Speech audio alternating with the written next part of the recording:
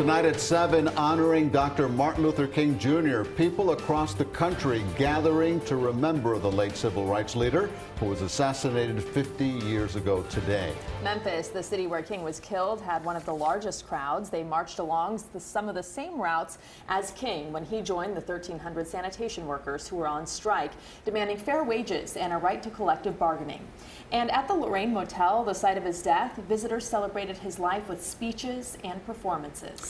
Here in South Florida, different races and generations gathering to carry on the King legacy.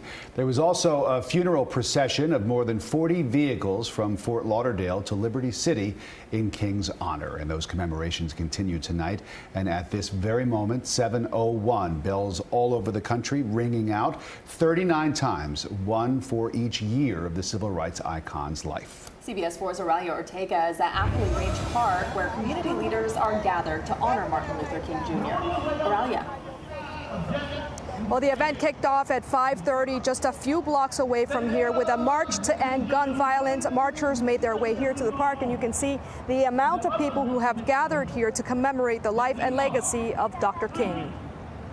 The legacy of Dr. Martin Luther King Jr. once again brings a community together, this time to commemorate the 50th anniversary of his death. I remember that day it was on Thursday evening, and around about 7:50. Ricky DeRay, one of the thousands on hand at the 15th annual Reclaim the Dream celebration, remembers the day vividly. It hurt me as a young man to see him go down like that, and he was a great leader, and he paved the way for us young folks and what we are doing now. The celebration at Athlete Range Park in Miami includes speakers, gospel singers, public officials, and a candlelight vigil. A new element this year: a march against gun violence. If Dr. King could see it, so pervasive in our cities, what might he think and say? I think Dr. King would be saddened.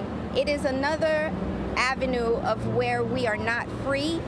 He would be adamant about having responsible laws for the sales and purchase of guns. As events participants commemorate Dr. King's life and work, they say his work is far from over and the struggle will go on. Martin Luther King was a great inspiration to all of us, to all generations. He represents a dream, and at this event we're hoping to reclaim the dream and bring back or reinforce his initial vision.